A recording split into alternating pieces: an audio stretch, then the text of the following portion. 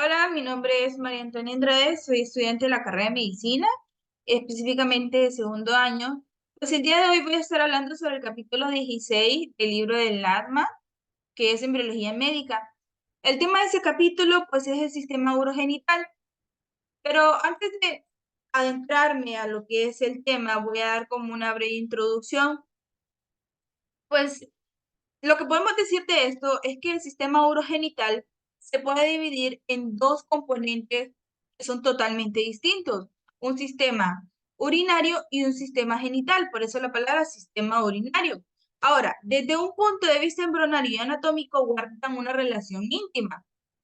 Ahora, ambos componentes se van a desarrollar a partir de una cresta mesodérmica que tienen en común, que es el mesodermo intermedio. Ahora, esto está ubicado a lo largo de la pared posterior de la cavidad, la cavidad abdominal y al inicio, su desarrollo, es decir, los conductos excretores de los dos sistemas van a desembocar a una misma cavidad, que es la cloaca. Ahora sí, iniciemos lo que es el sistema urinario. Ahora, pero antes de adentrarme también a lo que son los componentes que hay en el sistema urinario, voy a hablar también como una introducción sobre qué es un sistema urinario. Pues en una consecuencia o en una secuencia cráneo-caudal, la vida intrauterina del humano se va a formar en tres sistemas renales que muestran sobreposición discreta, que son los pronefros, los mesonefros y los metanefros. Ahora, el primero de este sistema es muy rudimentario y carece de función, pues el segundo, que en este caso serían los mesonefros, pues van a funcionar poco tiempo durante el periodo fetal temprano. Ahora, el tercero, que son los metanefros, resulta que van a dar origen a lo que son los riñones definidos. Ahora, hablemos sobre el primero, que son los sistemas renales pronefros. Pues resulta que al inicio de la cuarta semana, ¿verdad? El pronefro va a estar representado por 7 a 10 grupos celulares que son sólidos. Ahora, en una región cervical. Estos grupos ¿qué van a formar? Pues resulta que van a formar unidades secretoras vaginales. Los nefrotomas que involucran antes de que se formen otros en una posición más caudal, resulta que a final de esta cuarta semana todo rastro del sistema pronéfrico ha desaparecido. Ahora, en esta imagen que les muestro aquí, pues resulta que aquí nosotros podemos ver una relación del mesodermo intermedio de los sistemas pronéfricos, mesonéfricos y metanéfricos, de esos tres componentes. Es decir, que en la región cervical y torácica superior del mesodermo intermedio está segmentado. Y en estas regiones, bueno, es lo que estamos viendo en esta parte de aquí, ¿verdad? Que en estas regiones torácicas inferiores, lumbrales y sacra, van a constituir una masa tisular sólida sin ser segmentada en el cordón mesonéfrico. Ahora, observemos en esta imagen que el conducto colector longitudinal va a formando al inicio lo que son los pronéfros, eh, pero más tarde lo que son los mesonefros, conductos mesonéfricos. Ahora, ¿dónde está? Aquí está el conducto vitelino, aquí podemos ver el mesodermo intermedio de segmento, el mesodermo intermedio no segmentado, los conductos mesonéfricos y el mesodermo no segmentado del sistema metanéfrico. Ahora, ¿qué podemos observar en esta imagen de aquí? Resulta que aquí están los túbulos excretores de los sistemas pronéfricos y mesonéfricos en un embrión de 5 semanas. Es decir, está un sistema pronéfrico vestigal, las unidades excretoras mesonéfricas y los conductos mesonéfricos y esas yemas uretrales, que se van a ver un poco más adelante. Bien, sigamos. Ahora, hablemos sobre los sistemas renales de los mesonefros. Pues resulta que los mesonefros ya son conductos mesonéfricos derivados de un mesodermo intermedio, desde un segmento pues torácico superiores hasta los lumbrales superiores Lo que se muestra en esto es que una fase temprana de la cuarta semana, pues, del desarrollo, durante la regresión del sistema pronéfricos, aparecen los primeros túbulos excretores del mesonefro. Ahora, ¿qué va a ocurrir aquí? Bueno, se enlogan con rapidez y constituyen una asa en forma de S y adquieren un ovillo capilar que da origen a lo que son los gramérulos en su extremo medial. Ahora,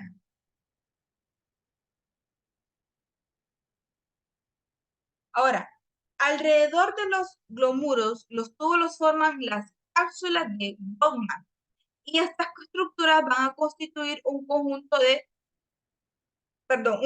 corúsculo renal. En la región lateral del túbulo van a ingresar lo que es al conducto colector longitudinal, conocidos como conductos mesonéfricos de Wolff. Conductos mesonéfricos de Wolff. Ahora, veamos estas imágenes.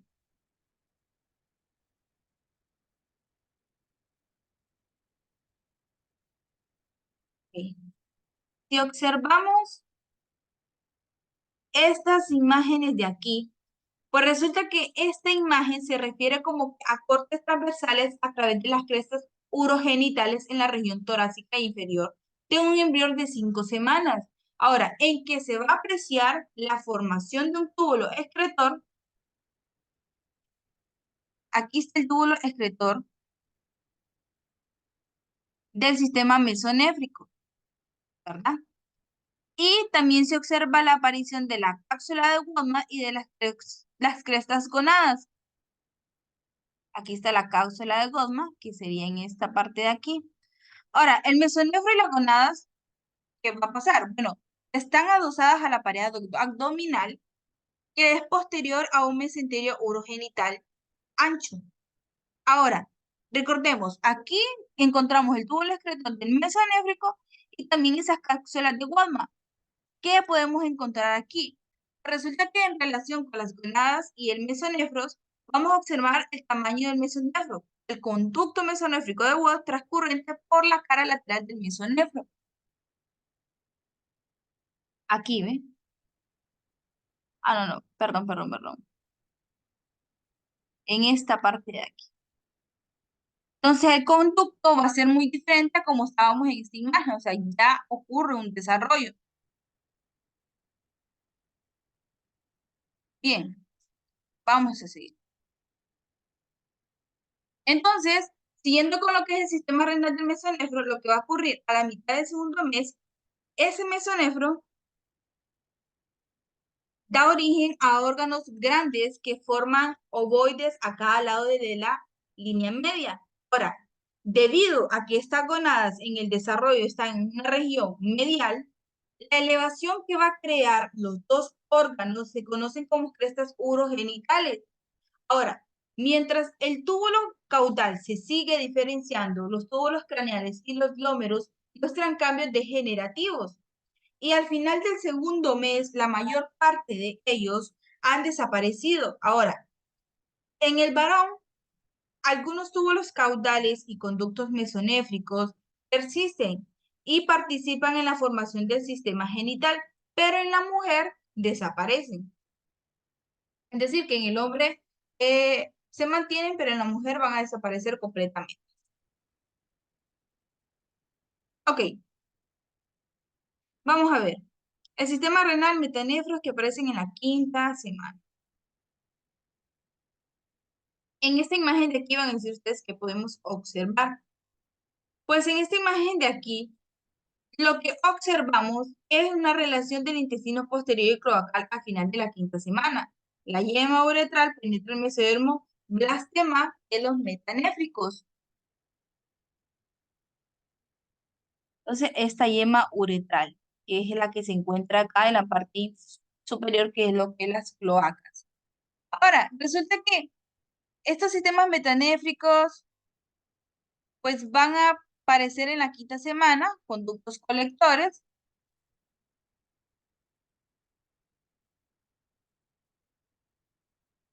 Aparecen en la quinta semana como conductos, pues, colectores que derivan de la yema uretral y de vaginación de los conductos mesonéfricos cerca a su sitio de entrada del cloaca. Ahora, las yemas van a penetrar a lo que es a ese, las yemas van a penetrar al tejido mesonéfrico que se moldea sobre su extremo distal como un capucho. Ahora, de una manera subsecuente, lo que ocurre con estas yemas es que se dilatan para poder formar la pelvis renal primitiva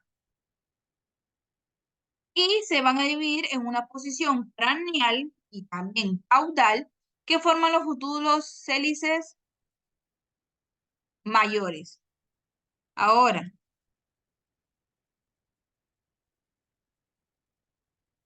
resulta que cada calidez que forma las dos yemas nuevas, digamos, al tiempo que se penetra el tejido metanéfrico, resulta que estas yemas van a continuar como subdividiéndose hasta que existen dos o más generaciones de túbulos. Ahora, en la periferia, ¿qué va a ocurrir? Van a formar más túbulos aquellos de la tercera y cuarta generación para dar origen a lo que son las células cálides menores de la pelvis renal. Ahora, en una fase posterior, los túbulos colectores de la quinta generación y las sucesivas se engloban a un grado considerable y convergen en calidez menor para constituir la pirámide renal. Ahora, resulta que la yema ureteral da origen al uretre, la pelvis renal, los cálides mayores y los menores. Y ya entre el 1 y 3 millones de túbulos colectores. Ahora, ¿qué podemos observar en esta imagen? Pues resulta que esta imagen nos va a brindar lo que son el desarrollo de las pelviles renales, los calidez, los conductos colectores del metanefro. Ahora, en la parte A, aquí hay 6 semanas. Podemos observar lo que es la pelvis, esta parte aquí, la, los blastemas metanéfricos y el uretre. Ahora, este de aquí es al final de la sexta semana. Encontramos la calidez mayor, que es esta de acá. Esta C, la C, pues son 7 semanas. ¿Qué encontramos aquí? Pues encontramos los túbulos colectores en desarrollo. Se están formando todavía. Y en esta de aquí es un neonato. Observemos la distribución de esa piramidal de los conductos colectores que ingresan a la cavidad menor y los túbulos colectores que van ingresando. Bien. Ahora, siguiendo.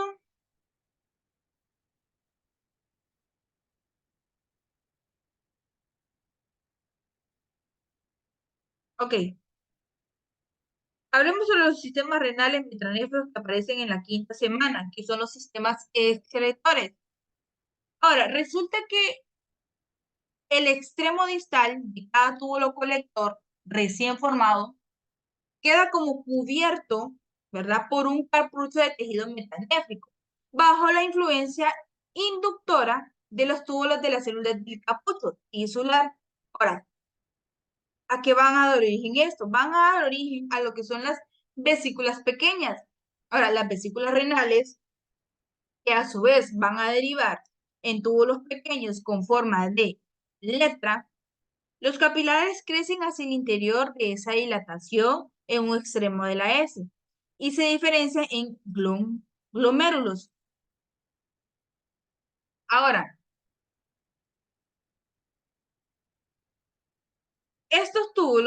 resulta que estos túbulos, juntos con los glomérulos, dan origen ¿a qué? A las nefronas o también conocidas como unidades excretoras. Ahora, el extremo proximal de cada nefrona genera una cápsula de Bowman, o las que miramos en la imagen pasada. Ahora, que muestran una cavidad profunda producida por el glomérulo. Ahora, el extremo distal va a dar origen a una conexión abierta con uno de los túbulos colectores con los que se establece pues lo que va a ser la vía de paso desde la cápsula de Bowman hasta lo que va a ser las unidades colectoras. Ahora, ¿qué ocurre en una inlogación? en este sistema de excretores. Pues resulta que las alogaciones continúan, van a continuar como que la formación del túbulo excretor que determina el túbulo. Ok, es que, bueno, digamos que esa enlogación terminal va a formar lo que es el túbulo cortoneal proximal.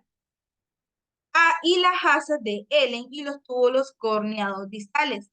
Ahora, resulta que esas nefronas se siguen formando hasta el nacimiento, es decir, 1 millón de cada niño, la producción de orina inicia en las 12 semanas.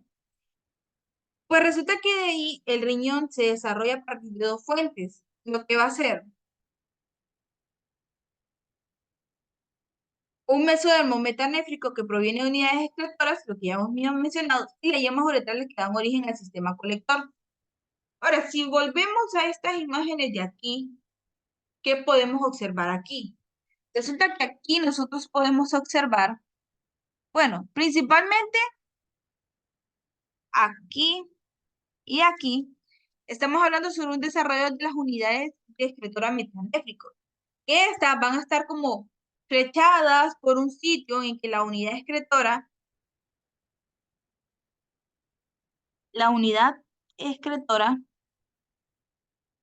establece comunicación colector,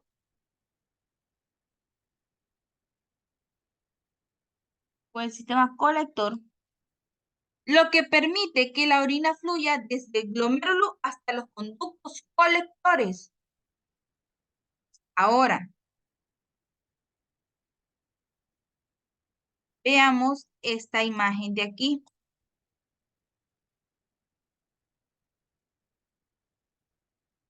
En esta imagen de aquí, estamos viendo también, bueno, que es la misma, que vemos los carpuchos de los tejidos metanéfricos y los túbulos de los comandos distales, los glomérulos y la cápsula de Warman que estábamos mencionando anteriormente, que es esta de aquí. Ahora, si hablamos ahora sobre los sistemas renales metanéfricos, en este caso sería como que la regulación molecular del desarrollo, pues, del riñón. Ahora, ¿qué podríamos mencionar de esto? Al igual que la mayor parte de los órganos de la diferenciación del riñón implican una interacción del epitelio y del mesenquima, el epitelio de la yema uretral, que es derivada de lo que es el mesonefro, va a interactuar con lo que es el mesenquima de los blastemas metanéfricos. ¿Qué va a ocurrir aquí? Resulta que el mesenquima expresa lo que es el WT1, este que estamos hablando aquí, que es derivado sobre los carpuchos del tejido metanéfrico. Un factor de transcripción que va a permitir que este tejido sea competente para responder a la inducción provocada por las yemas uretrales. Bueno, por esas inducciones uretrales. Resulta que ese WT1 también va a regular en la síntesis del factor de crecimiento neurotrópico. ¿Y qué es eso? Pues eso es derivado a partir de la glía y el factor de crecimientos hepáticos. Ahora, también son llamados como factores de dispersión. Y también los túbulos colectores, si vemos aquí. Ahora,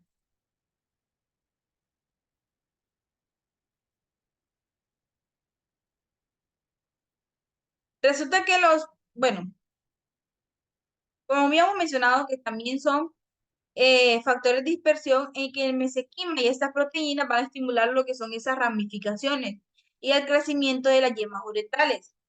Ahora, los receptores de la sinasa de la tirosina, red, para el GND y el MET, para el HGT, sintetizan el epitelio de las yemas uretrales, con lo que se va a establecer vías de señalización con dos tejidos.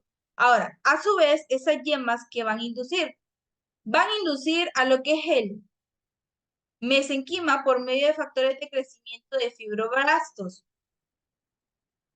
Ahora, por medio, como les había mencionado, pues de fibroblastos y las proteínas morfogénicas óseas.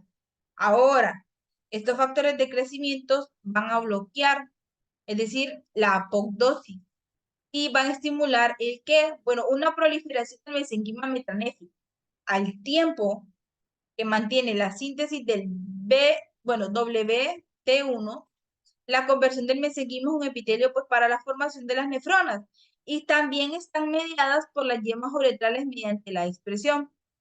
Ahora, ¿qué podríamos mencionar aquí? Resulta que,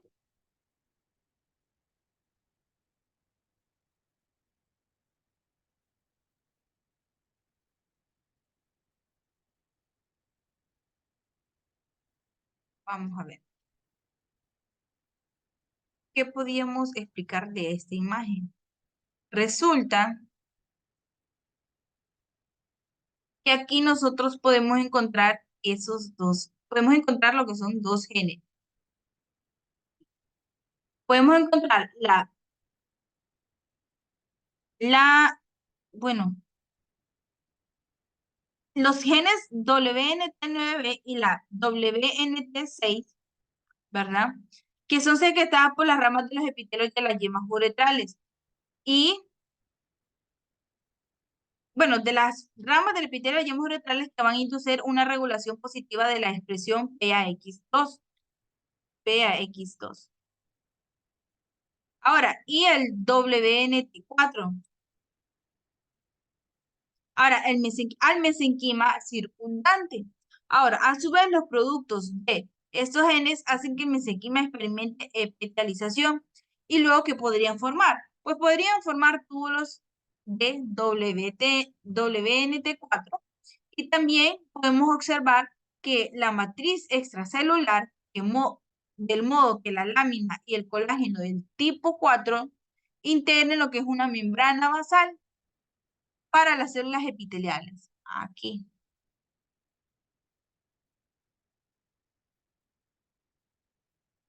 Ahora, hablemos sobre lo que va a ser una posición del riñón. Pues resulta que el riñón al inicio va a estar situado en la región pélvica. Esta se va a desplazar más tarde a una posición más alta de lo que va a ser el abdomen. Ahora, el acceso renal, ¿de dónde se deriva? Resulta que se deriva de una disminución de la curvatura corporal y del crecimiento de las regiones lumbares y sacras. Ahora, en la pelvis, el metanéfrico va a recibir lo que es su irrigación arterial de una rama pélvica de la aorta, pero durante su ascenso hasta lo que va a ser el nivel abdominal, bueno, esto es vascularizado por las arterias que se originan desde la aorta en niveles cada vez mucho más altos. Y los vasos que van a ser los inferiores suelen degenerarse, pero algunos pueden conservarse. Ahora, en cuanto a esta imagen de aquí, ¿qué podríamos? Bueno, esta imagen la proporciona el libro, pero ¿qué podríamos mencionar? Dirían. Pues resulta que aquí estamos hablando sobre esas posiciones de los riñones. Ahora, entre esto y esto, ¿qué podríamos ver? El acceso de los riñones, ¿verdad? El descenso, o sea, vemos en qué posición está aquí, hacia abajo. Ahora, en esta aquí, el riñón ya ha subido. Ahora, observemos esos cambios que están aquí entre el sistema mesonéfrico, que son los tejidos mesonéfricos, y mesonéfricos y metanéfricos. Ahora, ese sistema metanéfrico va a degenerar casi su totalidad y solo persiste en algunos remanentes en tacto estrecho a las gonadas, tanto el embrión masculino como los femeninos. Es decir, las gonadas descienden desde su nivel original hasta una posición mucho más baja. ¿Y qué podemos encontrar aquí? Los mesonefros, metanefros, ¿verdad? Vamos a encontrar lo que son los alantoides, los cloacas. Ahora, si nos fijamos en algo de aquí, en esta imagen aquí son las gonadas, pero vemos que el riñón está en una posición caudal. Y en esta posición de aquí vemos que ya son gonadas rematentes del mesonefro, pero ya se encuentra en una parte caudal porque los riñones están en una parte cefálica, mucho más arriba. Entonces vemos cómo cambia. Ahora, ¿qué podríamos hablar sobre las funciones funciones renales, ¿verdad? Resulta que el riñón puede estar definido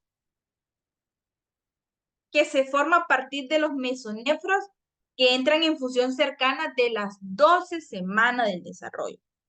Pues resulta que la orina que se expulsa en la cavidad amniótica y se va a mezclar con el líquido amniótico, pues es deglutado por el feto y va a ser, se recicla por los riñones porque es en función del riñón. Y durante la vida fetal, ¿qué va a ocurrir? Los riñones no son responsables de esa excreción de los productos del desecho. Toda vez que la placenta cumpla esta función. Ahora, en esta imagen que se ve aquí, ya podemos observar que no están esos riñones. Va a decir, pero ¿qué podemos observar? Resulta que aquí son como las divisiones de la cloaca, del seno urogenital y del conducto onorectal. El conducto mesonéfrico queda incluido de manera gradual a lo que va a ser la pared del seno urogenital y los uretes van a ingresar al sitio independiente. Por ejemplo, aquí ya está en una final de la 5ª semana. Aquí tiene 7 semanas y aquí 8 semanas. Entonces podemos ver esa diferencia. Incluso podemos ver esa diferencia de desarrollo. O sea, aquí solo vamos a tener los que son los senos originales primitivos. Aquí ya no tenemos eso, solo tenemos conductos. Y si ven en esta parte de aquí, ya tenemos vejiga, conductos mesonéfricos, el uretra y el falo.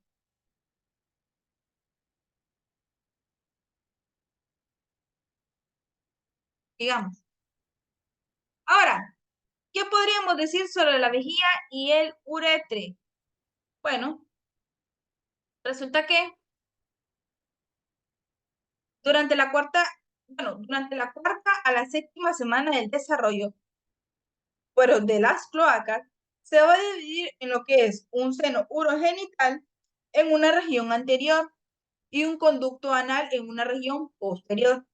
Ahora, el tabique urorectal, ¿qué va a ser o qué es? Resulta que es una capa del mesodermo, ubicada entre lo que es el conducto anal y el primitivo. Ahora, entre el conducto anal, primitivo y el seno urogenital. Ahora, la punta del tabique dará origen a lo que es un cuerpo de perineo. Ahora, que es, al cuerpo de perineo, que es un sitio de inserción de varios músculos properineales. Ahora, resulta que podemos distinguir 3 porciones en el seno urogenital. La porción superior y la más grande que corresponde a una vejiga urogenital. Lo que va a ocurrir al inicio, la vejiga, que está comunicada por los actanoides, pero cuando el lumen de este oblitera el rematente que constituye lo que es un cordón fibroso, grueso, que el uraco que persiste y ese se va a conectar al ápice de la vejiga del cordón umbilical. ¿Qué va a ocurrir en el adulto? Pero resulta que en el adulto corresponde al ligamento umbilical medio. Ahora, esa porción siguiente, que es un conducto más bien derecho, la porción pélvica del seno urogenital, que en el varón dará origen a los segmentos prostálticos y membranosos de lo que es una uretra. Ahora, la última parte de lo que va a ser el segmento fálico del seno urogenital, es decir, en esta porción se muestran lo que van a ser los aplanamientos laterales. Y pues los aplanamientos laterales y al tiempo lo que es el tubérculo genital va a crecer y esa parte del seno va a experimentar lo que es una tracción ventral. Ahora, el desarrollo de ese segmento fálico del seno urogenital difiere lo que es una gran medida entre los dos sexos. Ahora, ¿qué podríamos observar en lo que es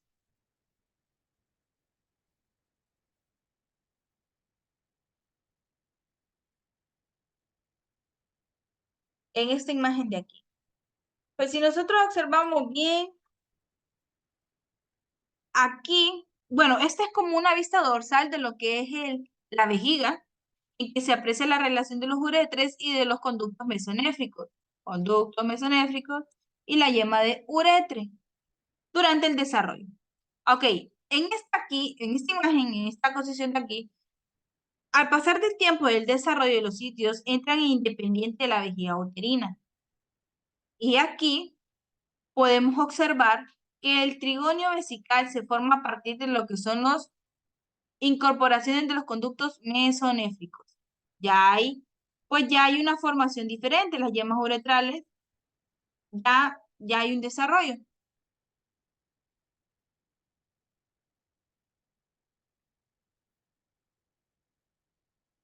Ahora, ¿qué podríamos observar aquí? Bien.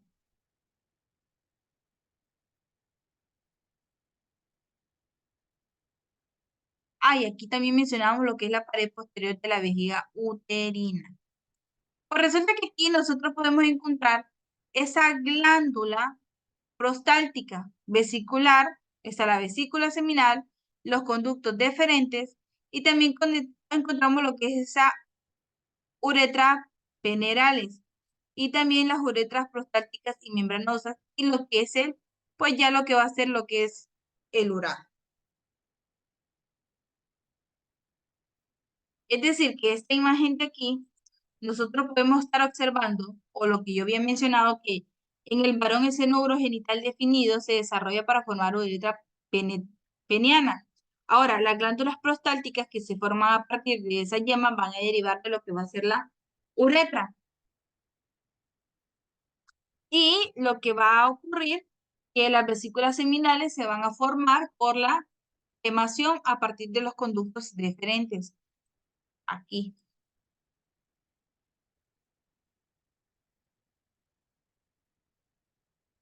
y sigamos.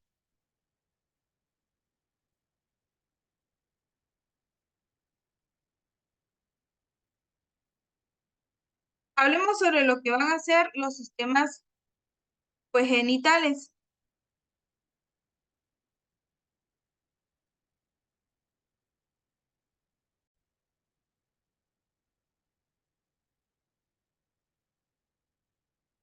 Ahora, pero antes de hablar sobre el sistema genital, quería mencionar un dato muy importante sobre lo que es vejiga y uretra.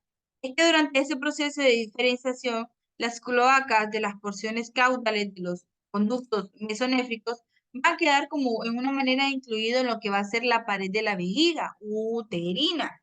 Y en consecuencia, pues esos uretres, al inicio de una invaginación de los conductos mesonéfricos, pues van a ingresar a lo que es una vejiga en forma independiente.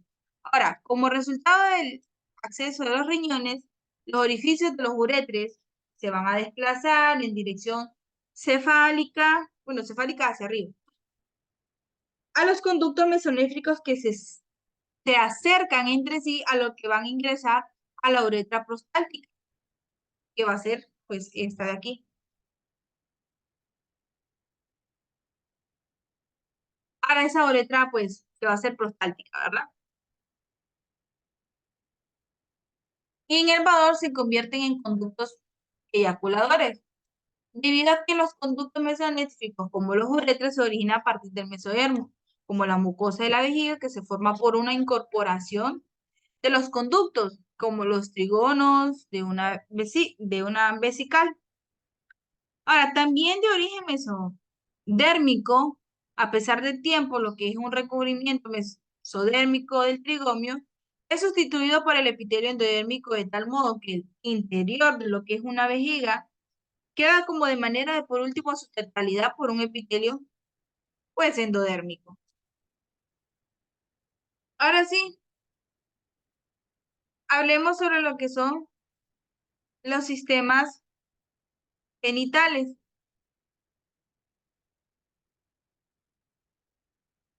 ¿Qué podríamos decir, pues, de esto?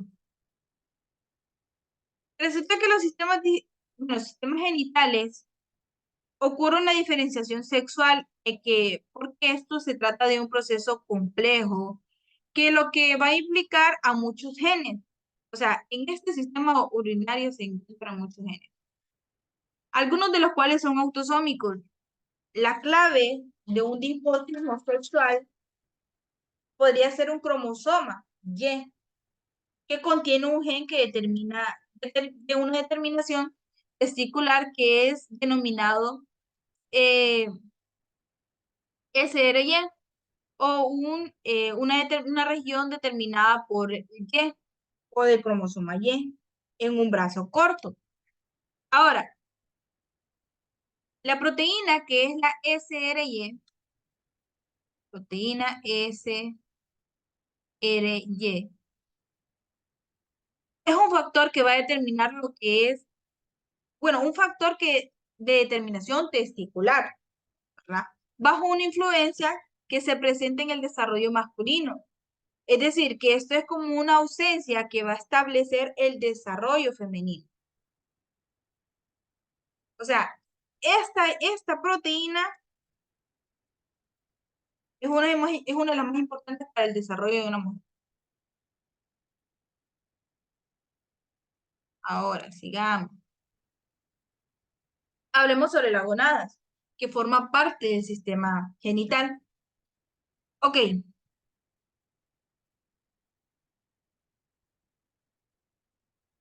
resulta que las gonadas, ¿verdad? Si bien lo que es en el sexo embrionario o en el sexo de un embrión queda determinado genéticamente al momento de la fecundación. Es decir, que las gonadas no adquieren características morfológicas masculinas o femeninas, sino hasta la séptima semana del desarrollo. O sea, no es que al inicio de las primeras semanas ya se sabe que es un masculino o femenino, sino que después de la séptima semana. Ahora, las gonadas van a aparecer al inicio como un par de revoldes longitudinales, las crestas genitales o las gonadales. ¿Cuándo se van a formar? Pues resulta que estas se van a formar a partir de las proliferaciones del epitelio o de una manera de condensación de lo que va a ser el mesenquima subyacente. Ahora, esas células terminales no aparecen en las que van a ser las crestas genitales, sino hasta lo que va a ser la sexta semana pues, del desarrollo. Resulta que esas células germinales primordiales surgen del epiblasto, migran por la línea primitiva de la tercera semana y ya residen en lo que van a ser van a residir entre lo que van a ser las células del ectodermo de una pared de saco vitelino en lo que son las proximidades de los alanoides. Pero resulta que durante la cuarta semana van a migrar como un movimiento ameboide por el mesodermo dorsal del intestino posterior y alcanzan las gonadas primitivas al inicio de la quinta semana. ¿Para qué? Pues resulta para invadir las crestas genitales de la sexta semana. Si estas no alcanzan lo que van a hacer las crestas, ¿qué ocurre? Resulta que las gonadas no se van a desarrollar o son rudimentarias. Así que las células germinales primordiales van a tener lo que es un efecto inductor sobre lo que va a ser el desarrollo de las gonadas en ovarios o testículos. Ahora, y ustedes van a decir, ¿qué significa esto? Pues resulta que nosotros, en esta imagen de aquí, podemos ver a un embrión de 3 semanas que aprecian las células germinales primordiales en la pared de saco vitelino, cercanía a lo que va a ser la unión de los hemoides. Aquí. Ahora, ¿qué observamos aquí? Pues resulta que aquí se trata sobre como un corte transversal a través de lo que son las regiones lambulares de un embrión, pues, de 6 semanas. O sea, aquí 6 semanas. en que se aprecia lo que son las gonadas indiferenciadas sexuales primitivas. Y algunas de las células primordiales están circundadas por las células de los cordones sexuales. Entonces, vemos las crestas genitales, las crestas mesonéfricas, conductos mesonéfricos, los excretores y los glomérulos y las aortas.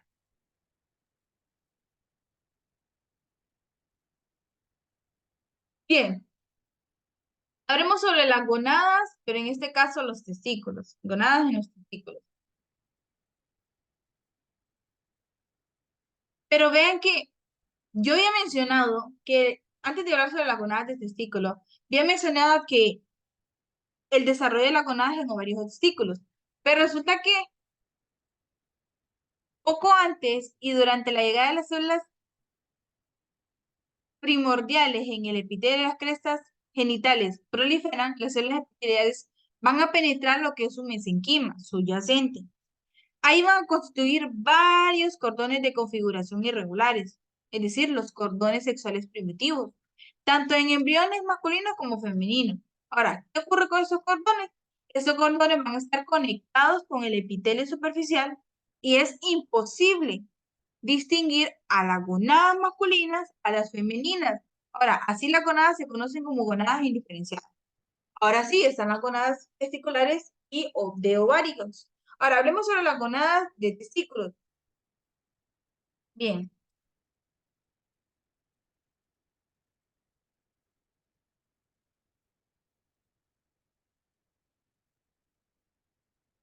resulta que el embrión... Upa, ¿qué pasó aquí? Bien. Resulta que si un embrión tiene genéticamente masculina, las células germinales primordiales cuentan con un complemento cromosómico sexual XY, ¿verdad? Bajo la influencia del gen SRY. Pues resulta que en el cromosoma específicamente Y, que va a codificar lo que es el factor de determinación testicular, los cordones sexuales primitivos siguen lo que es una proliferación y van a penetrar de manera profundidad lo que es una médula para constituir los cordones testiculares o medulares. Ahora,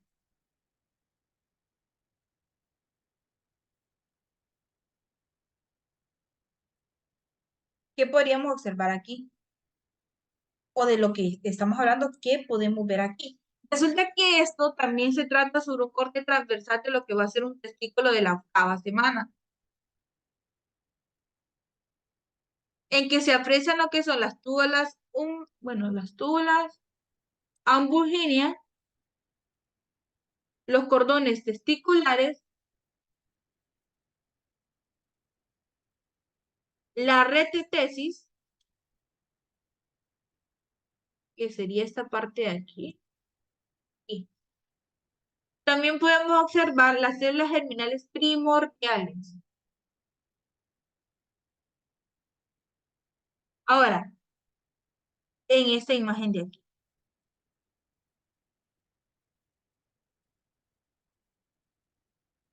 Bien, siguiendo con lo que son las gonadas testiculares, resulta que,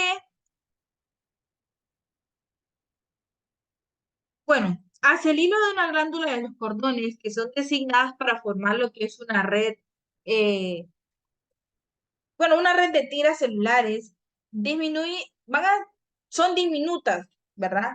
Que más tarde podrían dar origen a lo que son los túbulos de una red de tesis, que es la imagen que habíamos mencionado anteriormente. Ahora, al continuar un desarrollo de una capa densa de un tejido conectivo fibroso. Ahora, esa túnica albuginea va a separar esos cordones testiculares del epitelio superficial. ¿Qué va a ocurrir durante el cuarto mes? Resulta que durante el cuarto mes los cordones testiculares van a adquirir una configuración en una herradura y sus extremos quedan en continuidad con lo que va a ser la red de tesis.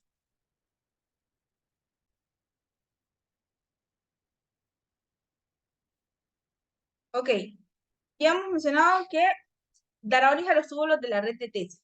Ahora, Si se continúa lo que es en el desarrollo de una capa densa de tejido conectivo fibroso, las túnicas, lo que son las albumínicas, van a separar esos testículos del epitelio superficial, habíamos mencionado.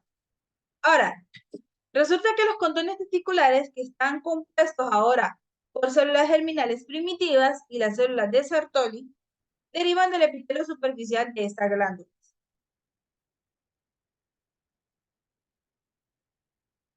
Ahora, ¿qué podríamos ver aquí? Resulta que esta imagen nos muestra lo que son los testículos y los conductos genitales en el cuarto mes.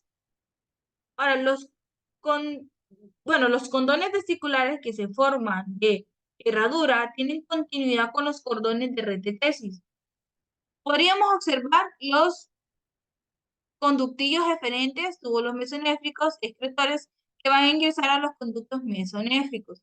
Aquí está la túnica, que sería toda esta línea negra, los condones de la retetesis, que van a formar la herradura, que serían como que estas partes en café, los conductos perineonéfricos, esta línea de aquí. Ahí están los condones de la retetesis. Pum.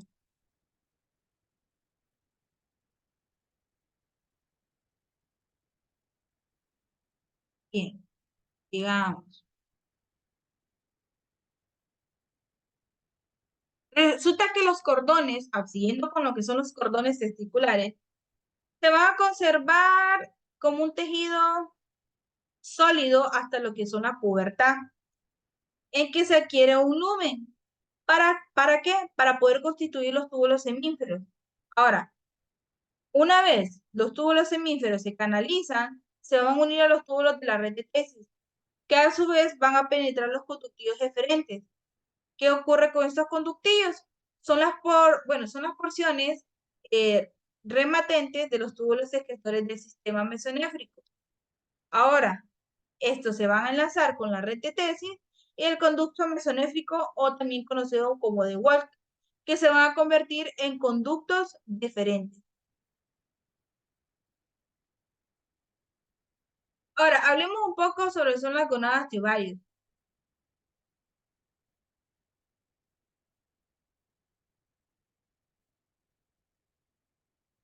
Resulta que las gonadas de ovario en los embriones femeninos son completamente cromosómicos sexuales X, porque tenemos dos cromosomas X y un cromosoma Y.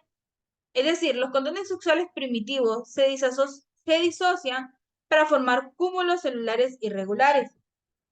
Estos cúmulos, que solo contienen un grupo de células germinales primitivas, van a ocupar lo que son porción medular de los ovarios y más tarde estas van a desaparecer por completo, pero van a ser sustituidas. ¿Pero por quiénes? Por los estromas vasculares. ¿Y a quiénes constituyen? Van a constituir lo que es la médula ovárica. Ahora, el epitelio superficial de las gonadas femeninas, a diferencia de las masculinas, siguen proliferándose. En lo que es la séptima semana, da origen a lo que es la a una segunda generación de cordones, los cordones corticales, que van a penetrar a lo que va a ser el mesenquima subyacente, pero estas van a permanecer cerca de lo que es la superficie. Ahora, ¿qué ocurre en el tercer mes? Resulta que en el tercer mes, estos cordones se van a dividir en cúmulos celulares aislados. Las células de estos cúmulos van a seguir proliferándose y van a comenzar a rodearse de cada ovogonias con una capa de células epiteliales denominadas células foliculares, que juntas con las ovogonias, ¿qué podrían hacer? Bueno, las células foliculares junto con las ovogonias van a constituir lo que son folículos primordiales. Y a partir de eso se puede afirmar que el sexo genético de un embrión se puede definir en el momento o en la fecundación o en base si el espermatozoide parte de un cromosoma X o no. Ahora, los embriones ya con una configuración cromosómica sexual con doble cromosoma X los cordones medulares de esas oogonias van a involucionar. ¿Y qué podrían desarrollar? Pues una generación secundaria de los cordones corticales. Pero, ¿en qué embriones con complementos sexuales XY los cordones medulares se transforman en cordones testiculares? Ahora, a partir de eso, no se puede desarrollar cordones corticales secundarios. Ahora, esta imagen de aquí. Esta imagen de aquí nos muestra, primero, un corte trapezial de los ovarios en la 6ª semana, en que se aprecia lo que es la degeneración de los cordones sexuales, o también conocidos como medulares, primitivos, y la formación de esos cordones corticales. Cordones corticales, que es esta parte de aquí. Y los cordones mesonéfricos, los paranéfricos, que es esta de aquí. Y los túbulos mesonéfricos en degeneración. Ahora, aquí, ¿qué podríamos ver aquí? Resulta que aquí el ovario y los conductos genitales que ya están en el quinto mes, podríamos observar esa degeneración en los conductos medulares, los túbulos mesonéfricos excretores,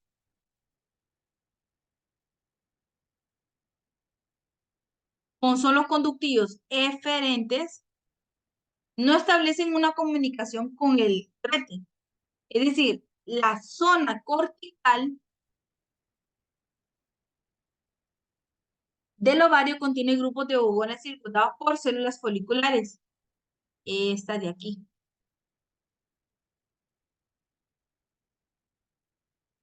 Bien, sigamos.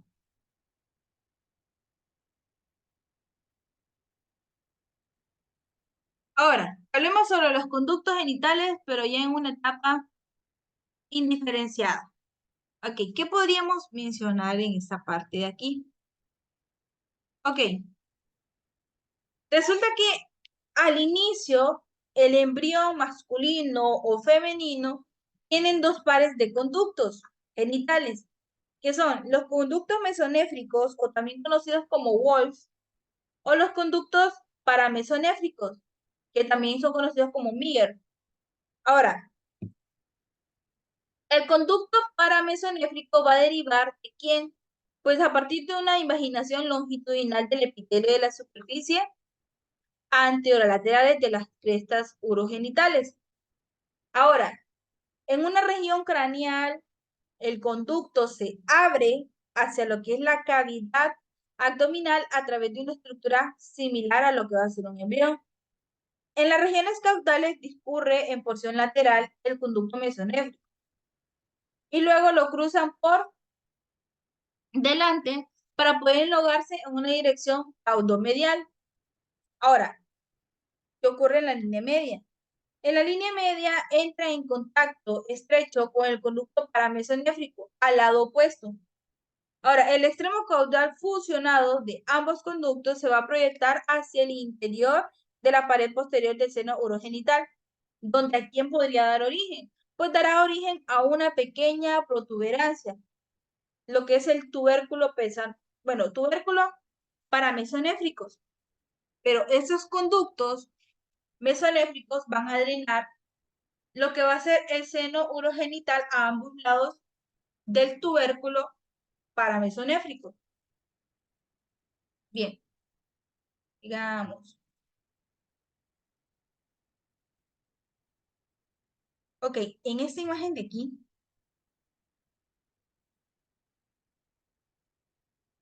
en esta, ¿qué podemos ver aquí? Los conductos genitales en el feto femenino del segundo mes. Ahora, podremos observar el tubérculo parasométrico y la formación de los conductos uterinos. Aquí está, ¿eh? Conducto mesonéfrico, que sería este en azul, el mesonéfro y los orificios abdominales de la tuba uterina.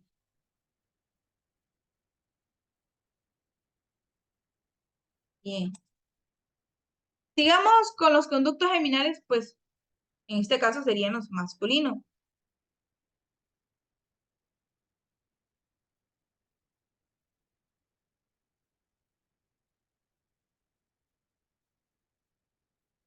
Bien,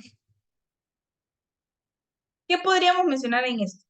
Resulta que los conductos genitales, que en este caso el varón, son estimulados por testosterona. ¿Para qué? Para poder desarrollar lo que son las regiones del sistema renal mesonéfrico. Ahora, algunos de los túbulos excretores originales, como los túbulos epigeminitales, pueden establecer lo que son contactos con los cordones de la red de tesis y que podrían constituir, pues constituyen lo que son los conductivos deferentes del testículo. Ahora, esos túbulos excretores a lo largo del polo caudal del testículo, los túbulos paragenitales, no se unen a los cordones de una red de tesis. Ahora, pero sus vertigios se conocen como un conjunto, pues, bueno, se podría mencionar como un conducto, como un conjunto como paradidimo. Ahora, aquí, en esta imagen de aquí, podremos observar algo diferente.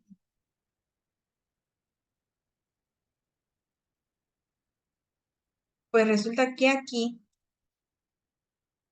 estamos hablando que los conductos genitales tras el descenso del testículo, los cordones circundantes de una configuración en herradura de la red de tesis, aquí, red de tesis, los conductillos eferentes que ingresan al conducto deferente, aquí, el paradidimo, en esta parte de aquí, se forma a partir de lo que son los remanentes de los túbulos mesonéfricos paragenitales. Ahora, el conducto paramesonéfrico, ¿qué va a ocurrir ahí? Se ha degenerado. O sea, ya no estaría parte de aquí, excepto por una apéndice testicular. Ahora, el utrículo prostáltico, esta parte de aquí, o este en naranja, es una invaginación de la uretra.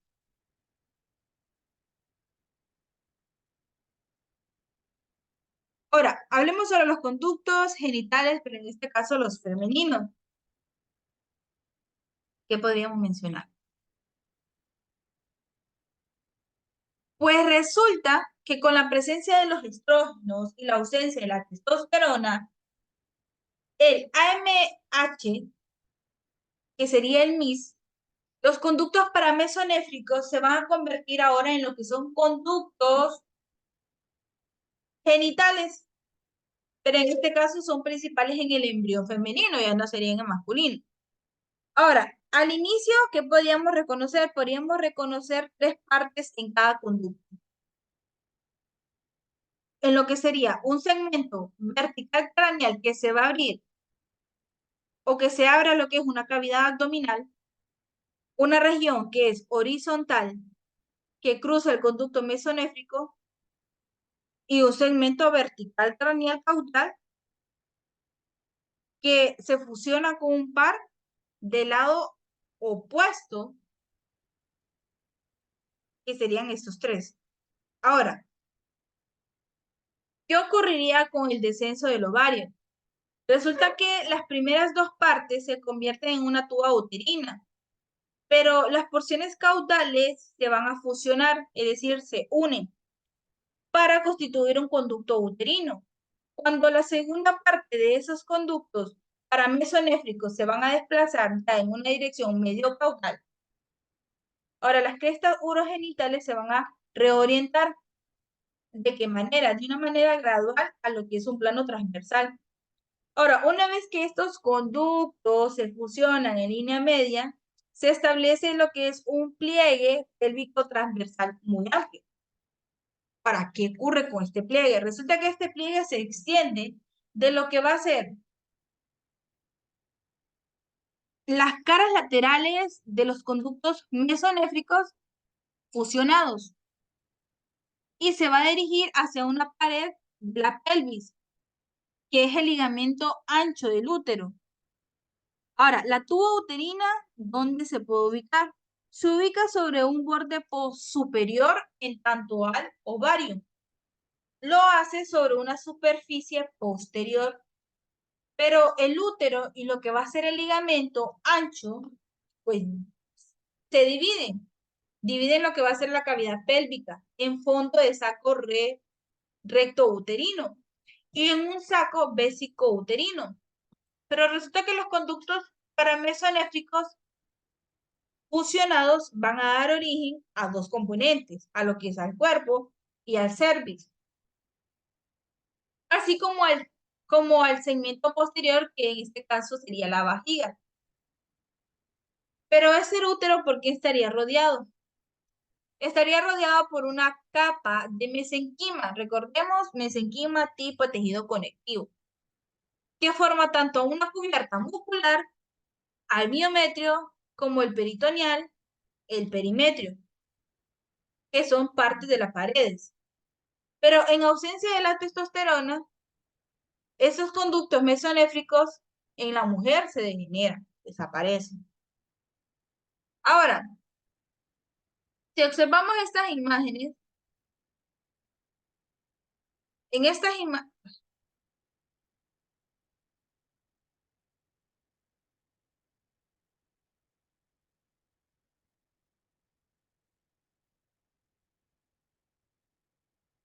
ok, aquí y aquí. Aquí estamos viendo como cortes transversales de la altura de las crestas urogenitales a nivel cada vez más bajo. ¿Qué podríamos ver aquí? Aquí estamos viendo, bueno, los conductos urogenitales y los túbulos mesonéficos del excretor. En esta, estaríamos viendo como los conductos paramesonéfricos que se aproximan uno a otro y se fusionan en lo que va a ser la línea media, los conductos paramesonéfricos. Aquí. Y aquí estaríamos viendo cómo la consecuencia de la fusión se forma en la pelvis del pliegue transverso.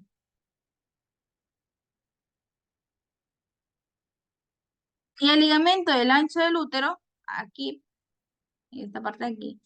Las gonadas quedan alojadas en la cara posterior del pliegue transverso. Bien. Sigamos con lo que es una regulación del desarrollo de los conductos, pues en este caso, genitales.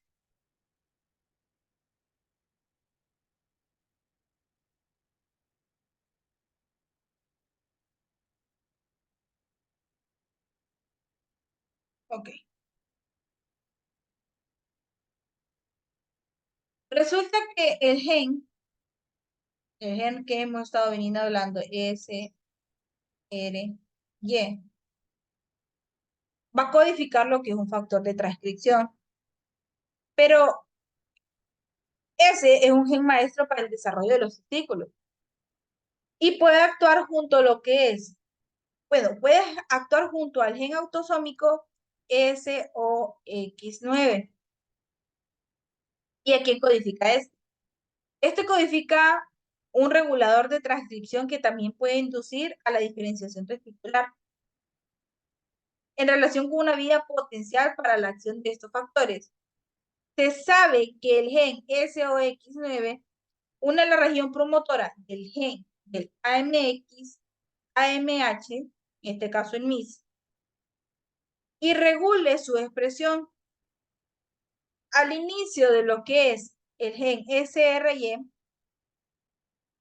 o el SOX9 o ambos unidos, van a inducir a lo que son los testículos para secretar FGF9. ¿Y qué hacen? O sea, ¿qué ocurre ahí? Bueno, actúa como un factor quimiotáctico que induce a los túbulos de los conductos mesonéfricos. ¿Y quién penetra? Van a penetrar a las crestas gonadales. Bien.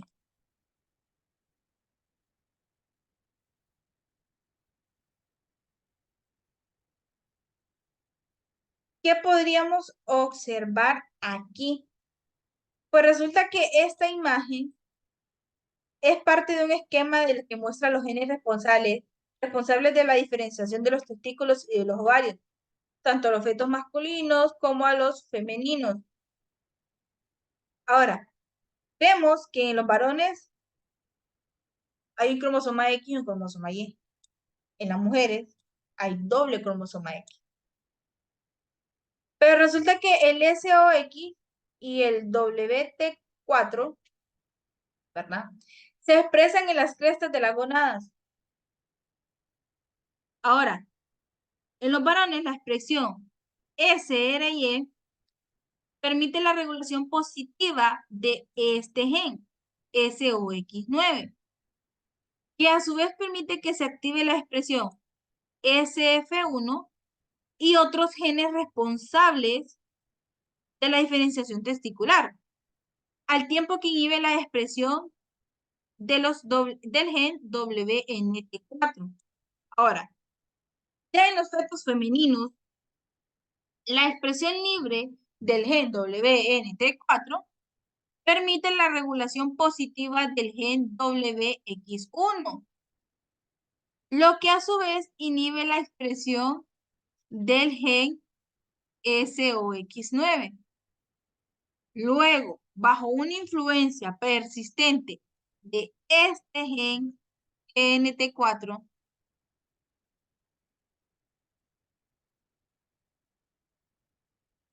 este GNT4, otros genes blancos cristales inducen a la diferenciación ovárica, pero como el gen TAF105 induce a los ovarios.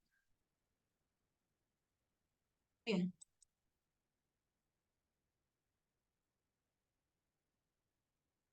Bien, resulta que en las células de Leydig, el gen SF1 va a regular positivamente a los genes de unas enzimas que sintetiza a lo que es la testosterona.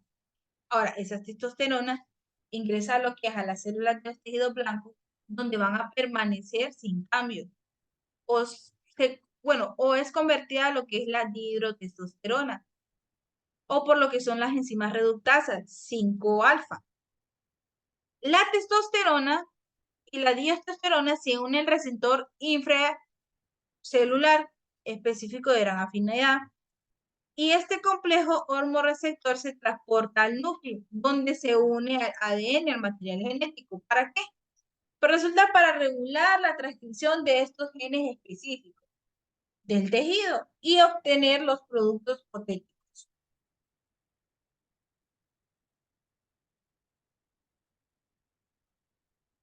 Bien, en cuanto al estrógeno, están implicados lo que son las indiferenciaciones sexuales y bajo la influencia de lo que son los conductos paramesonéfricos de Muller. Y son estimulados ¿para qué? Para poder constituir las tubas uterinas, el útero, el cuello uterino y los segmentos posteriores de lo que van a ser la vagina. Pero resulta que además de los estrógenos, actúan sobre los genitales externos de las bases indiferenciadas. ¿Para qué? Para dar origen a los labios mayores, a los menores, a clítoris y al inferior de la vagina.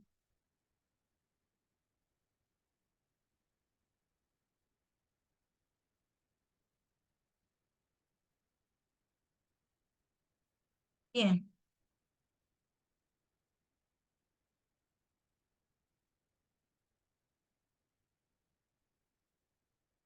Hablemos sobre los genitales externos en una etapa indiferenciada. Pues resulta que, bueno, durante lo que va a ser la tercera semana de lo que es el desarrollo,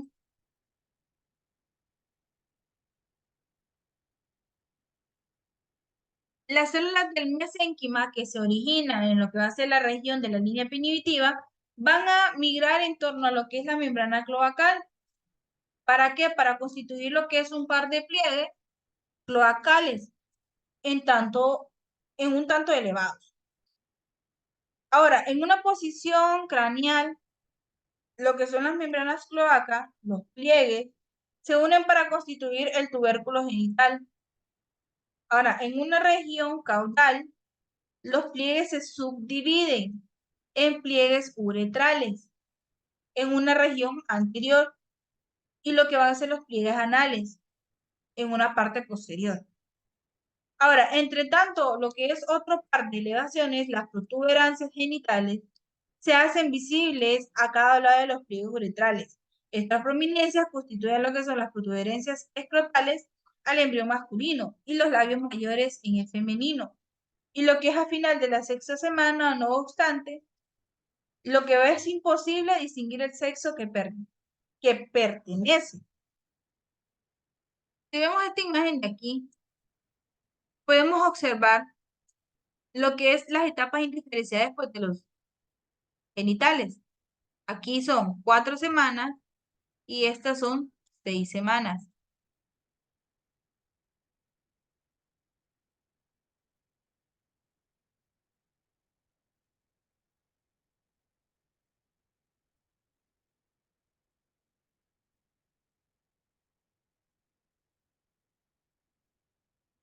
Hablemos ahora sobre lo que son los genitales externos, pero en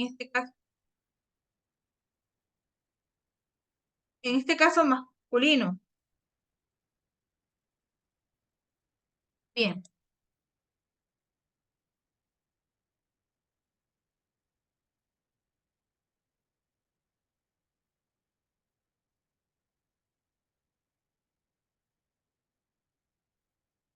Ok, resulta que los genitales externos masculinos, ok, el desarrollo de estos está determinado por los andrógenos que secretan los testículos y se caracterizan ¿por qué? Por una inlogación rápida del tubérculo genital que se denomina ahora falo.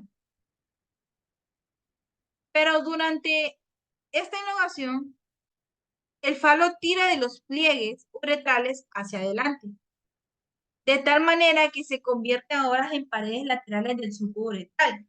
Ahora, este se extiende a lo largo de una cara ventral del falo, que va a estar enlogado a su región distal. Ahora, el glande. Pero esta cubierta epitelial de lo que es el surco se origina en un ectodermo que constituye la placa uretral.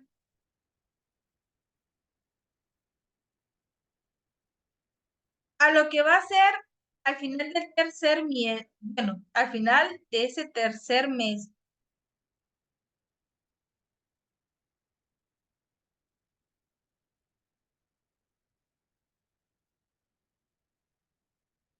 ok, al final de lo que es el tercer mes, esos dos pliegues uretrales que van a ocurrir con esos dos pliegues, pues se cierran sobre lo que van a ser las placas uretrales y se forman lo que ahora son las uretras peneales. Ahora, este conducto no solo se va a extender hasta lo que va a ser el extremo de un falo. Ahora, la uretra en este extremo va a formar durante lo que va a ser el cuarto mes, cuando las células ectodérmicas provenientes de esa punta grande se imaginan y luego van a constituir a lo que es un cordón epitelial corto. Pero ese cordón se va a desarrollar mucho después. Va a desarrollar, bueno, se desarrolla mucho después lo que es un lumen, con lo que va a formar lo que es el meato uretral externo.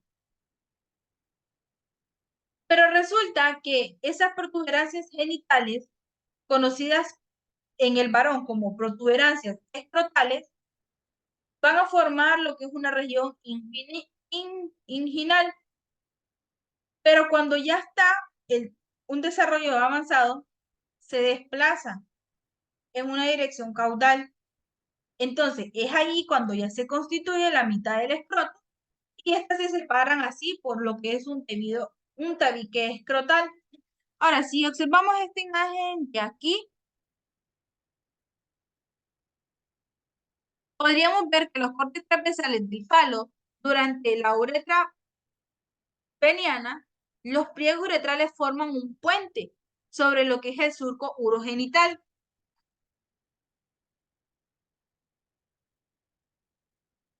El meato uretral uretra peniana y la línea de fusión de las pigmentaciones escrotales del hábito. Entonces ya aquí lo vemos un poco ya desarrollado, al final ya de su desarrollo.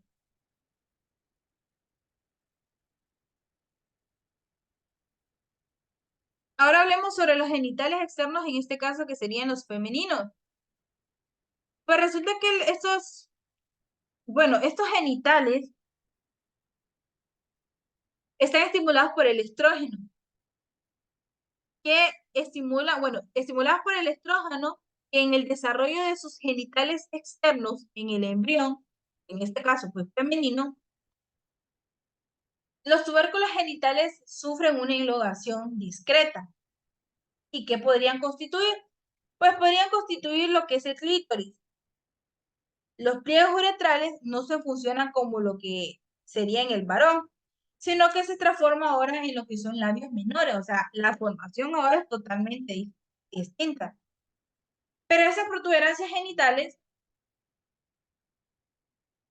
crecen y darán un lugar a lo que van a ser los labios mayores, o sea, son dos componentes, menores y mayores. Primero el desarrollo de los menores y luego el desarrollo de los mayores.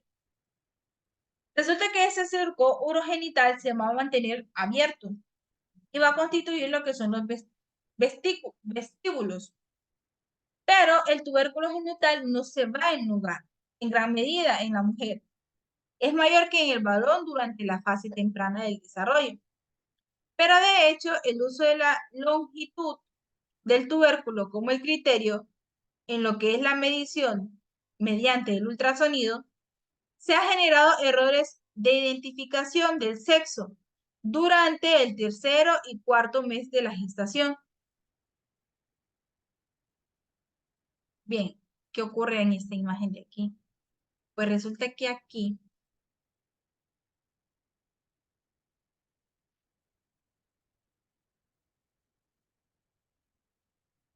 es el desarrollo de los genitales externos del feto pues, femenino de 5 meses y una mediante la recién nacida, ¿ok? Aquí serían los tubérculos genitales, estos serían los pliegues de la uretra y las protuberancias genitales. La parte en medio sería como que los surcos urogenitales, el perenne y en este caso sería esta parte aquí. Aquí está el meato uretral. Este sería el clítoris. Estos de aquí serían los labios mayores y los labios menores y los de parte externa serían los labios mayores.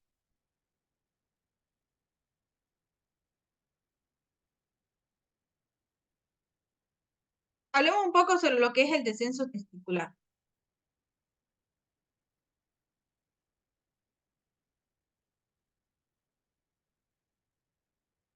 Ok,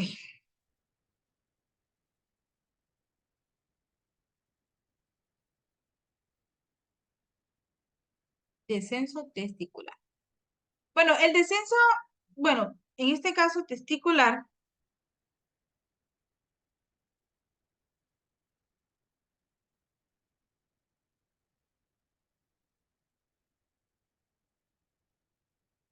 se empiezan a desarrollar en forma de retroperitoneo de la región abdominal. Y estos deben desplazarse en una dirección caudal hacia abajo y pasar por lo que es una pared abdominal para poder llegar a lo que es el escroto. Pero, ¿qué ocurre ahí? Bueno, el paso de la pared del abdomen ocurre por un conducto inguinal que tiene alrededor de 4 centímetros de longitud. ¿Y dónde se va a ubicar?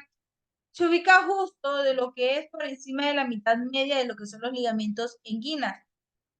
Ahora, el ingreso al conducto ocurre por lo que es el anillo inguinal profundo, que sería el interno, y la salida por el anillo superficial externo, que es cercano a lo que son los tubérculos de pubis. Pero resulta que al final del segmento del mes, el mesenterio urogenital se va a fijar en un testículo, que es el mesonefro, a la pared abdominal posterior. con una degeneración de lo que va a ser el mesenquima y la fijación funge como mesenterio para las gonadas.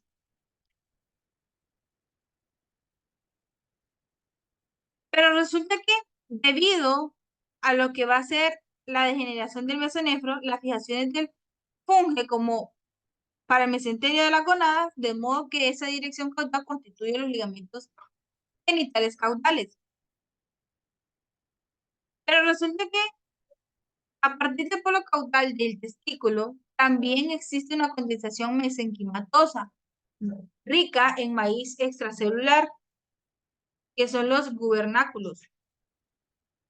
Pero antes de ese descenso de los testículos, esta banda de mesenquima termina en una región inguina, entre los músculos oblicuos, abdominales, internos y los que van a ser externos.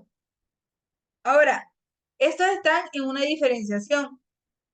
Más tarde, lo que va a ocurrir con el testículo va a comenzar a descender hacia el anillo inguinal interno y se va a formar y crece un segmento extraabdominal y el gubernáculo, desde una región inguinal hasta las protuberancias escrotales.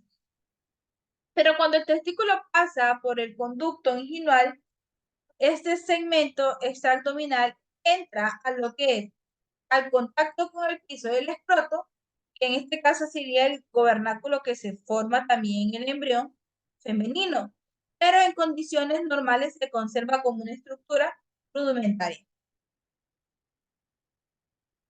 Bien,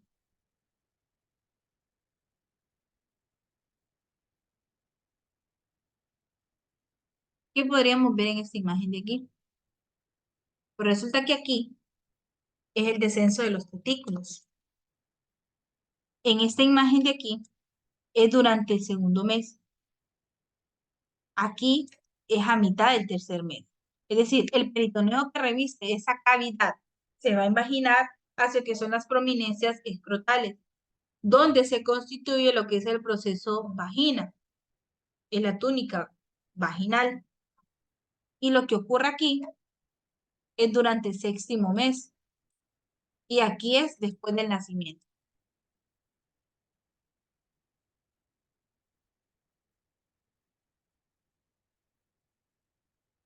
Aquí.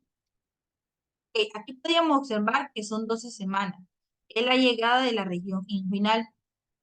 En esta parte de aquí son 12 semanas de testículo, es decir, cuando llegan a la región inguinal. Aquí son 12 semanas, bueno, 28 semanas.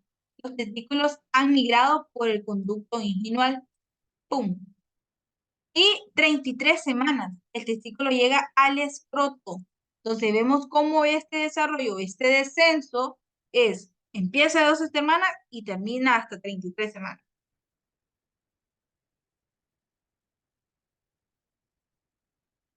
Hablemos un poco sobre los descensos, pues, de los ovarios.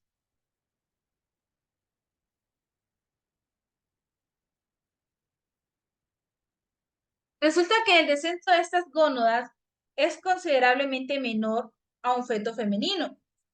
¿Por qué? Porque en el masculino bueno, es considerable menor el femenino que en el masculino. Porque los ovarios, por el último, se establece justo por debajo del borde de la pelvis verdadera. Ahora, el ligamento genital craneal, que constituye lo que es el ligamento suspensorio del ovario. El tamaño de los ligamentos genitales caudales que darán origen ¿a qué? A otro ligamento, que en este caso sería el útero ovárico, que son los ligamentos del ovario propiamente dicho, y al ligamento redondo del útero. Ahora, este último, ¿hacia dónde se va a extender? Hacia los labios mayores. Por ejemplo, en esta imagen de aquí, ¿qué podríamos observar?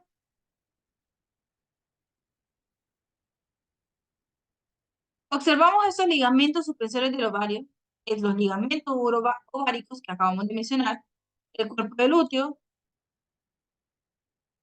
el mesonario, el espodóforos, los ligamentos redondos del útero. para que ocurra un descenso de los ovarios. Ahora, hablando un poco sobre las correlaciones clínicas que tienen que ver si no ocurre un desarrollo bien sobre los ovarios, sobre los testículos, ocurren muchas enfermedades congénitas, iniciando primeramente sobre lo que va a ser el tumor de Wills,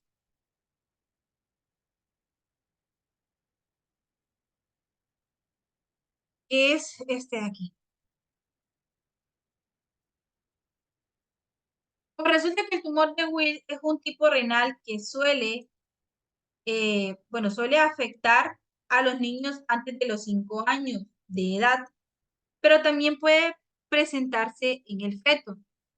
El tumor de Wills se deriva a partir de las mutaciones del gen WT1 en la región 11p13 y puede relacionarse con otras anomalías y síndromes.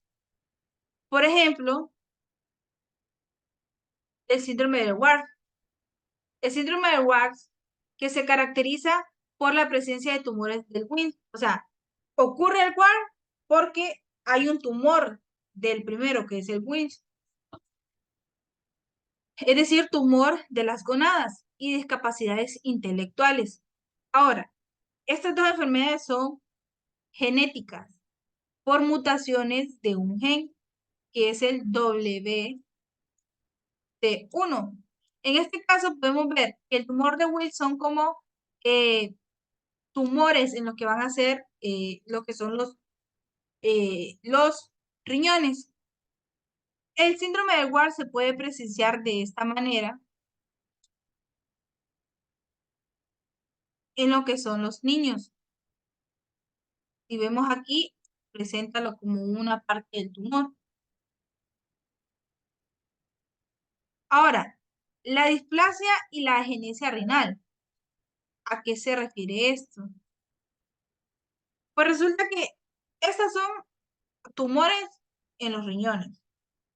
Resulta que la displasia y agenesia renal se trata como un espectro de malformaciones que se representan trastornos primarios para los que requieren diálisis y trasplantes durante los primeros años de vida. Es decir, hay demasiados tumores en lo que son los riñones y para eso pues se requiere de lo que son trasplantes.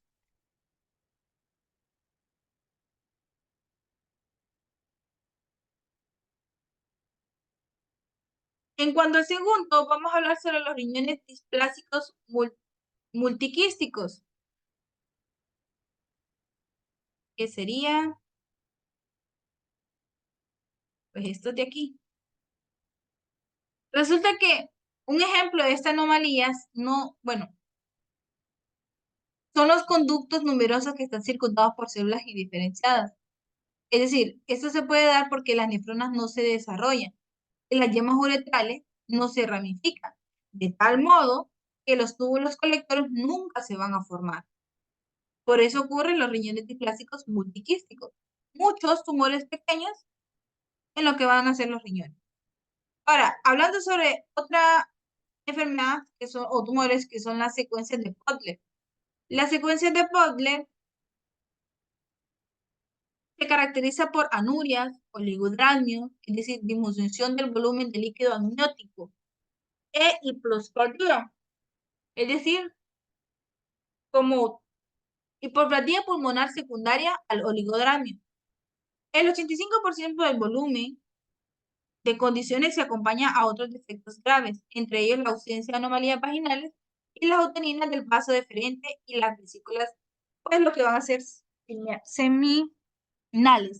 En la secuencia de Portland, lo que ocurre es que hay una implantación baja de las ojeras, pliegues empándicos de los ojos, nariz ancha y plana, receso del mentón y hiposplasia pulmonar.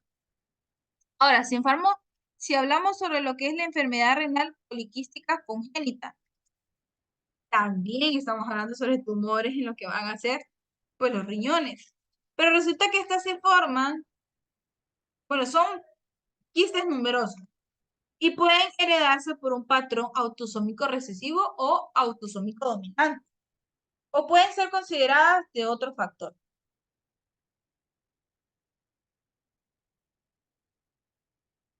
Ahora, hablemos sobre la enfermedad renal poliquística autosómica recesiva. Esta de aquí. Resulta que estas se observan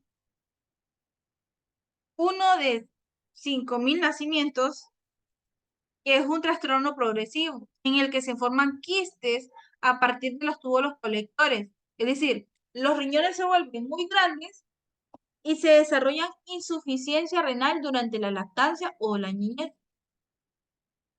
Ahora, en lo que es la enfermedad renal poliquística autosómica, pero en este caso ya no es recesiva, sino dominante, se forman quistes a partir de lo que son los segmentos de las nefronas. Y no suele existir insuficiencia renal, sino hasta la edad adulta. La enfermedad autosómica dominante es más frecuente en uno de 5.000 a uno en 100.000 nacimientos, pero avanza con más lentitud que en las enfermedades autosómicas recesivas. Ahora, hablando ahora sobre el síndrome de Bardet-Biedl, resulta que este se caracteriza por quistes renales, la obesidad y una discapacidad intelectual y defectos de extremidades.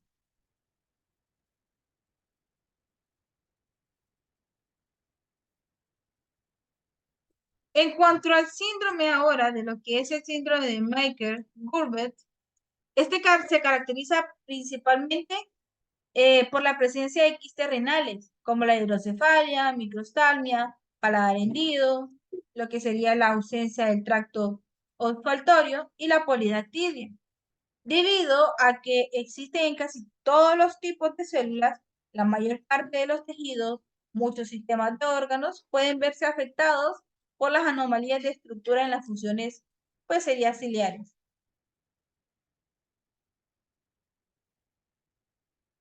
Bien.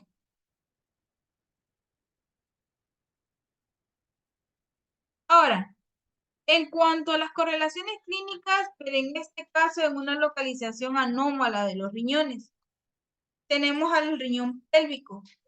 Resulta que el riñón pélvico es como cercanía a la arteria. Vamos a ver. Durante el ascenso a los riñones, por una bisufiguración formada por las arterias umbilicales, en ocasiones uno no lo logra por su permanencia en la pelvis, en cercanía a la arteria ilíaca común, que se le conoce como riñón pélvico. Ahora, la localización de los riñones pélvicos se le llama así porque el riñón se localiza en una zona pélvica. Debido a su no acceso, se localizan cerca de la arteria ilíaca primitiva. Podemos verlo aquí. En cuanto a los riñones de herradura, menciona que los riñones son presionados y quedan en cercanía tal durante un paso de bifurcación arterial, que sus polos inferiores pues se pueden fusionar y a partir de eso se forman riñones en herradura. Ahora, aquí, en este caso aquí, así se unen de esta manera. Ahora, en cuanto a las arterias renales accesorias, son comunes, pero estas se pueden derivar a partir de la preeminencia de los vasos embrionarios, que se pueden formar durante el acceso pues, de los riñones. Pero resulta que estas arterias suelen derivarse de la aorta e ingresan por los polos superiores del inferior de los riñones, por estas arterias.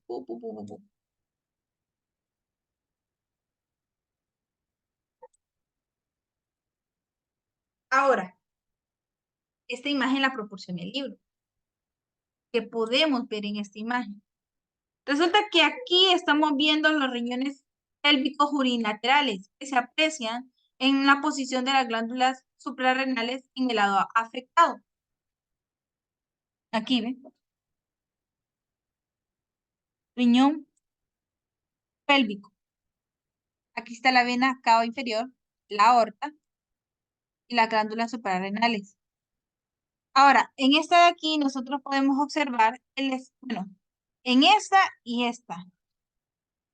Esto es como un esquema de lo que es un riñón de herradura, o sea, están unidos, ¿ves? Las arterias.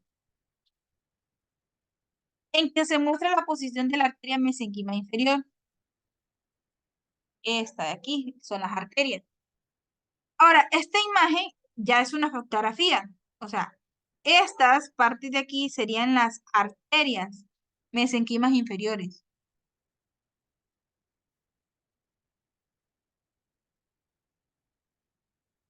Ahora, otros tipos de correlaciones clínicas se pueden sobre los defectos vesicales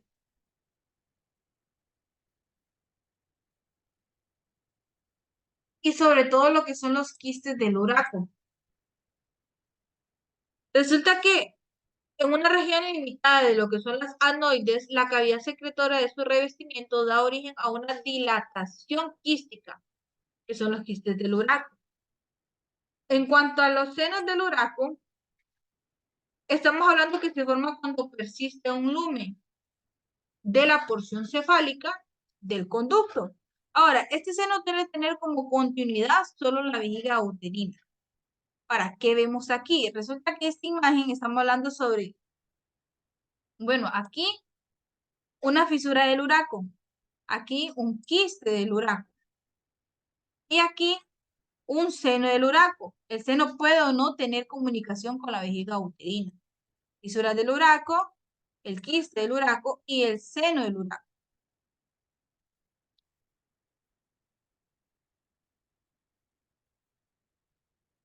Bien.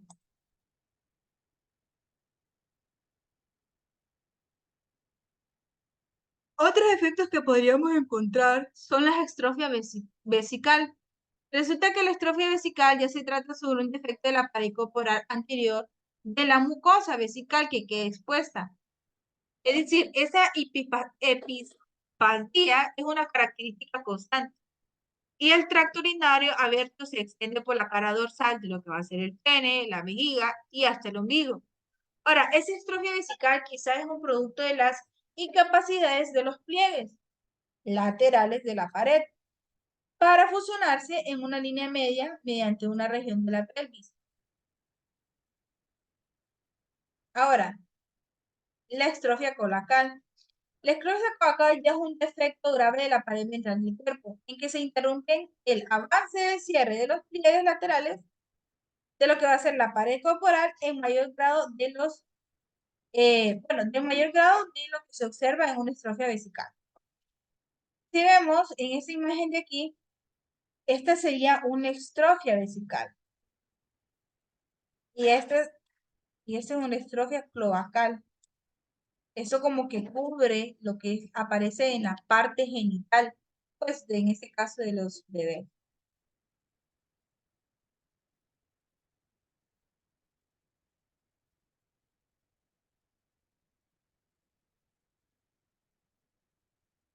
Ahora, otras correlaciones que son muy importantes son los defectos de los genitales, pues en este caso masculinos, que aparece pues en este caso en los hombres o en los niños varones.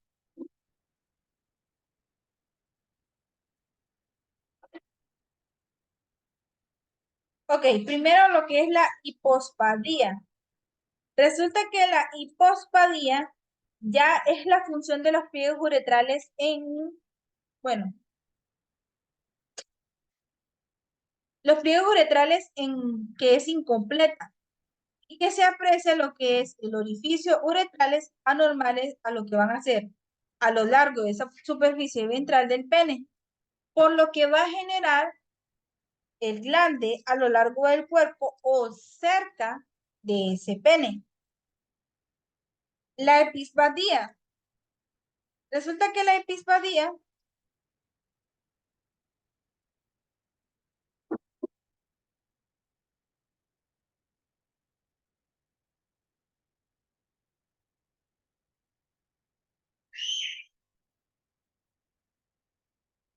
ya se trata sobre una anomalía que se da entre 1 en 330.000 nacimientos.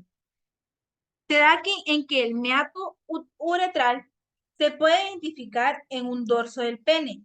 Ahora, esa epispatía puede ser un defecto aislado. La más de las veces se relaciona con la estrofia vesical y el cierre anómalo de la pared corporal ventral. Y por último está el micropene, que ese se puede desarrollar cuando existe una estimulación androgénica insuficiente para el crecimiento de los genitales externos. Ahora, ¿qué podríamos ver? En la primera imagen estamos viendo aquí una hipospatía. Ahora,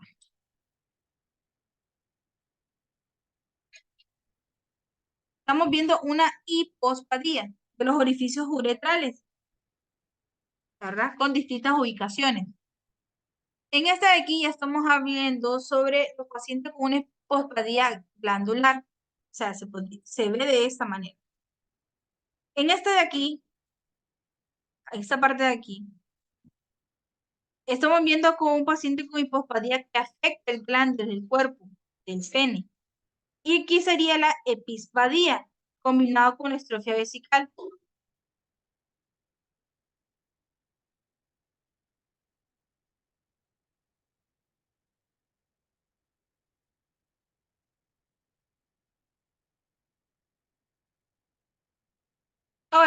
Ahora algunas anomalías referente a lo que son los trastornos del desarrollo sexual. Está el síndrome de la insensibilidad total de los andrógenos.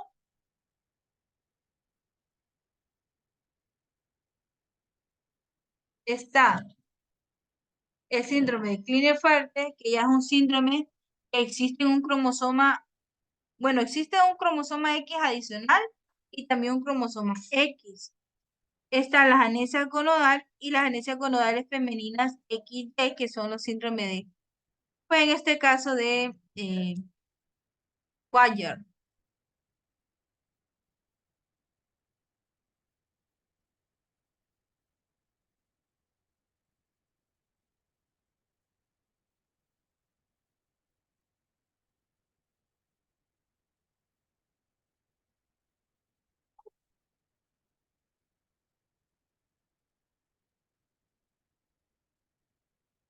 También otra de las que son las hernias y criptorquidia. Resulta que está la hernia inguinal directa y congénita. Pues este es un conducto, o sea, porque un conducto permanece abierto a las asas intestinales y puede descender hacia lo que es el escroto y produce lo que es esta hernia. Ahora, aquí vemos una hernia inguina. El proceso se conversa como comunicación de la cavidad peritoneal. Y aquí están los hidroceles. Ahora, también tenemos los hidroceles del cordón espermático o ambos. Que estos son quistes porque pueden secretar fluido y generar lo que son estos hidroceles. Y por último están las criptorquidias que se ve de esta manera. Pues, o sea, en un menor de 1% de los lactantes, uno o más testículos no se descienden. La criptorquidia puede derivar de lo que son la disminución de lo que va a ser la síntesis de andrógeno, en este caso la testosterona.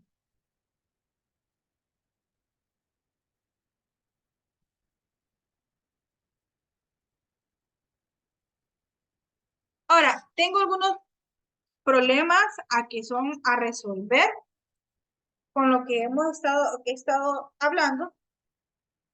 La primera menciona, durante el desarrollo del sistema uterino se forman 3 sistemas. ¿Cuáles son estos y qué porciones? Si existe alguna de cada uno de estos sistemas, se conserva en el recién nacido. Pues resulta que los 3 sistemas que se pueden formar son los pronóferos, que son nefros y los metanefros, que estos pues son derivados del mesodermo intermedio y se forman en una sucesión en secuencia del cráneo caudal. Así, el pronófero se puede formar en los segmentos cervicales al final de lo que va a ser la tercera semana, pero rudimentario puede involucrar con rapidez. Ahora, los mesonephros cuya formación inicia en una fase temprana de la cuarta semana, esta se extiende de lo que es la región torácica hasta el lumbar superior. También muestra lo que es una segmentación solo en la región craneal y contiene túbulos excretos que se conectan a los conductos mesonéfricos, que en este caso serían los de Wolff. Pero resulta que estos riñones también evolucionan, pero pueden funcionar durante un periodo breve. Ahora, al nacer un neonato que aparece ser varón, carece de testículos en las bolsas escrotales. Más tarde se determina que ambos están dentro de la cavidad abdominal.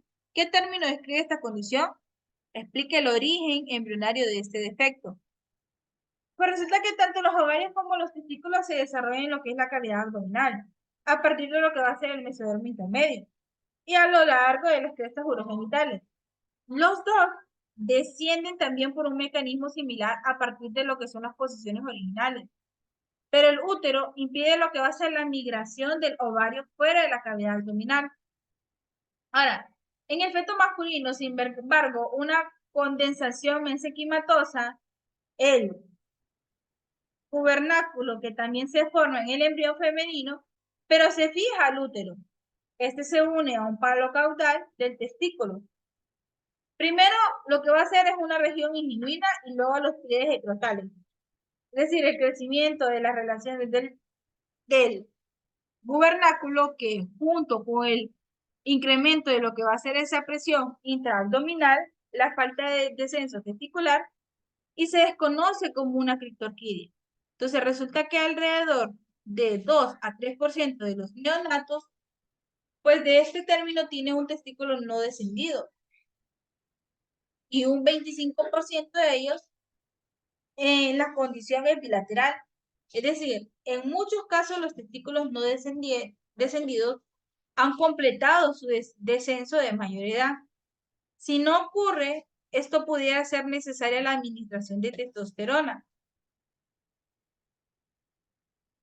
debido a que se piensa que esta hormona participa en lo que es un descenso o en la cirugía. Y también en la fecundidad puede como comprender al trastorno si es bilateral. Y por último, menciona que, bueno, se dice que los genitales externos del varón y de la mujer tienen homología. ¿Cuáles son estos y cuáles son de origen embrionario? Pues los genitales externos masculinos y femeninos pasan por una fase indiferenciada durante la cual no es posible identificar el sexo. Bajo la indiferenciada bajo la indiferenciada de lo que es la testosterona, estas estructuras van a asumir lo que es un espectro masculino, pero los derivados son homólogos en hombres y en mujeres. Estas homologías incluyen lo que es el clítoris, el pene, que derivan de los tubérculos genitales. Como segundo, los labios mayores, el escroto, que derivan de las protuberancias genitales que se fusionan en el varón. Y como tercero, los labios menores y la uretra peniana, que se derivan de los pliegues uretrales que se fusionan en lo que va a ser el varón. Pero durante la fase temprana, el tubérculo genital es mayor en el embrión femenino que en temprana en el tubérculo genital, en que este caso sería el mayor en el embrión femenino, que es masculino. Y esto ha conducido a la indiferenciación, que son erróneas a lo que van a ser los sexos mediante los ultrasonidos. Y por último está así, después de varios años de intentar un embarazo, una mujer joven solicita valoración médica. La exploración revela que su útero es bicornio. ¿Cómo pudo haberse generado esta anomalía? Resulta que el útero se forma a partir de la función de las porciones inferiores de los conductos paramesonéfricos de Muller. Y se han descrito anomalías numerosas. Las más comunes es la presencia de cuernos uterinos, que son úteros bicornios. Pero estas complicaciones que se generan o este defecto están las dificultades para la concepción, las incidencias elevadas de aborto espontáneo y de la presentación de fetales anomales. Ahora, en algunos casos, parte de lo que va a ser el útero tiene lo que es un excreto ciego, que se conoce como cuerno rudimentario, que se produce, bueno, que produce problemas durante la menstruación, así como el dolor abdominal. Ahora, bueno, resulta que esto ha sido todo sobre el capítulo 16 del sistema urogenital. Gracias.